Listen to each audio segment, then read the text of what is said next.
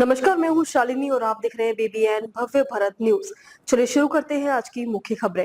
बांग्लादेश में हिंदुओं की दुर्दशा पर पहली बार शेख हसीना ने तोड़ी चुप्पी, चुनाव को लेकर कही ये बात। बांग्लादेश में फरवरी में चुनाव होने हैं। इस चुनाव का परिदृश्य बांग्लादेश में अल्पसंख्यकों पर हमले और द्विपक्षीय संबंधों में असहजता को लेकर क्या सोचती हैं बांग्लादेश की पूर्व पीएम शेख हसीना।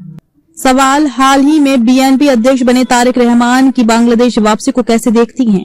जवाब, बांग्लादेश के लोगों को ये याद रखना चाहिए कि तारिक रहमान लंदन में निर्वासित तौर पर कई साल तक रहे। वे आम लोगों के रोज की परेशानियों से कोसों दूर थे। देश से वे भागे क्योंकि उन्होंने अपनी स्वर्गीय मां और पूर्व पीएम खालिदा जिया की पब्लिक फंड गबन करने में मदद की थी।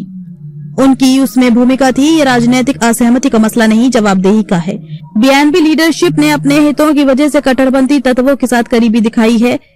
लोकतांत्रिक विकल्प के बजाय बीएनपी ने बहिष्करण, डराना धमकाना और अवसरवादिता को चुना। बांग्लादेश को ऐसी सरकार चाहिए जो देश के भीतर से आए विविधता का सम्मान करे और लोगों के प्रति जवाबदेह हो। ऐसा नहीं जो बिहार रहकर कट्टरपंथी ताकतों से मिलकर सत्ता की जुगत में लगे। जवाब, सवाल ये नहीं है कि चुनाव होंगे कि नहीं, सवाल ये है कि क्या ये वैध तरीके से होंगे। लोकतांत्रिक विकल्पों से विहीन चुनाव केवल नाम को चुनाव होता है। बांग्लादेश की मौजूदा सरकार को लोगों ने नहीं चुना है, उसने खुद को देश का संविधान फिर से लिखने और कानून में संशोधन कर देश के सबसे लोकप्रिय दल को चुनाव में हिस्सा लेने से वंचित के लिए नियुक्त किया है। अगर आवामी लीग को चुनाव लड़ने दिया जाए तो देश के आधे से ज्यादातर वोट हमारे पक्ष में वोट करेंगे। इसी डर की वजह से उन्होंने हमें बैन किया है।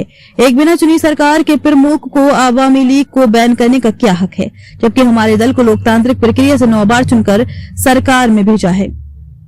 अभी राजनीतिक उत्पीड़न के चलते वैध राजनीतिक दलों ने कदम पीछे कर लिए हैं। जमात और बीएनपी की मंजूरी के बिना नामांकन पत्र खरीदने वालों को पुलिस अरेस्ट कर रही है। तो अभी तक के लिए इतना ही। मैं शालिनी आपसे विदा लेती हूँ। अगली खबर में फिर मुलाकात होगी एक और खास खबर के साथ। तब तक के लिए बने रहिए बीबीएन भव्य भारत न्यूज के साथ। नमस्कार।